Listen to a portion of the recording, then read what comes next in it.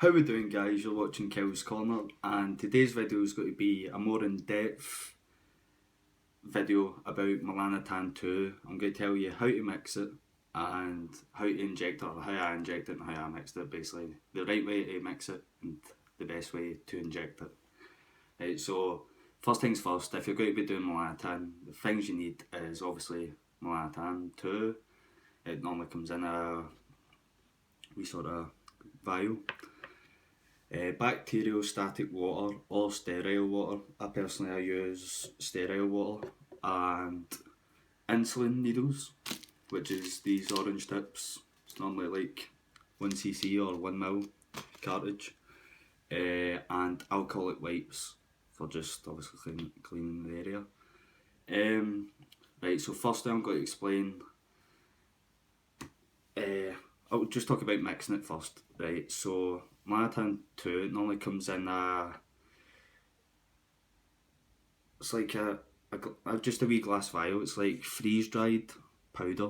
That's basically all it is. I don't know if you can see that clearly if it's focusing, but it's just this. And the way I do it is I store it in a freezer, because this isn't mine. I'm not going to open it today. It's for someone else.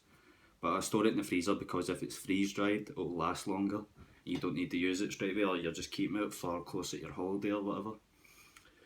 But if it's come time to use it, just obviously you just crack open the lid, give it a wipe with an alcoholic wipe just to make sure it's sterile. And what you'd want to do is get your bacteriostatic water or sterile water. And mine's I get out of Boots, the chemist. They just give you it for free. They give you the needles for free, everything for free, obviously. So what you'd want to do is open your insulin syringe needle thing, and you're just going to crack the lid off this. Obviously I'm not going to do it today because I'm not mixing the Melanotan, but I'm making it very simple to understand. So I'm popping this lid off, putting it in, withdrawing all the water. There's 5 ml of water in this, and all I'm doing is once it's withdrew into this, going bang into the Melanotan, just injecting it. As easy as that, that's all it is. Once the 5 ml's transferred, that's it, it's mixed. Don't shake it, because Melanotan, the peptide itself, is quite, what's the word I'm looking for? It's fragile, so it can be damaged, and if you're shaking about and stuff, then most likely it's not going to work. The compounds or the peptides not going to work at all.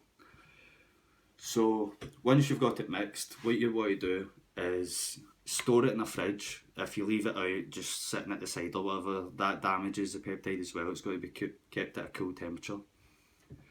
The way I do it is, sorry, when I'm going to inject it, I just take out the fridge, I leave it just sitting in my room for about 5 minutes just to cool, heats up, just closer to the room temperature.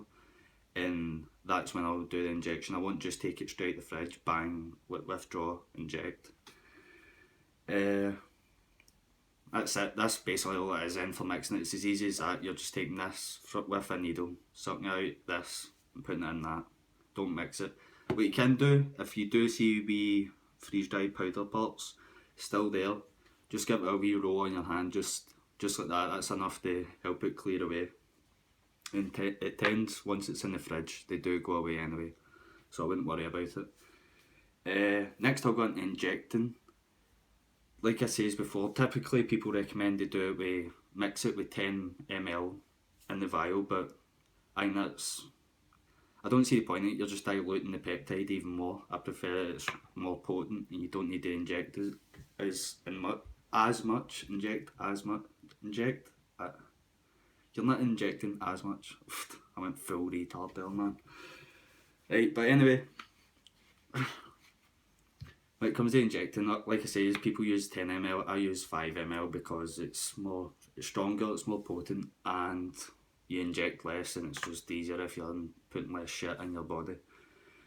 Right, so as I say, every time you're going to inject, just give it a wipe with an alcoholic wipe, just to make sure, because it is sitting in your fridge and there's stuff in there that will have bacteria on it. You just want to make sure it's all sterile. You don't want any infections.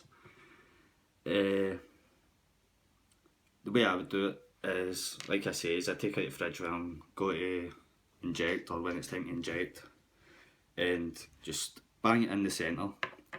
And for the first week, I'll tell you what I done personally. For the first week using Melanotan, I front loaded it basically. Sorry, try to get this right poking myself. Basically, front loading it just means you're doing high dosages every single day just to build up the amount of it in your body quickly. And that's what most people would recommend to do. Then afterwards, just do a maintenance dose. So the first week, I went for a sunbed. I think it was about 5 days a week. That 5 days that first week. And I don't know if you'll be able to see it, but the dosage wise, because you're only mixing out 5 ml, I only, for the first day I went 0.2, which is just 2 IU of the 2 wee lines basically from the needle. And then the next day I done 3, next day 4, next day 5, next day 6, and then 7. And by then I was dark as fuck. I'm going to put a photo just here. That was me before. And then this was the photo of me a week on Melanotan just front loading it.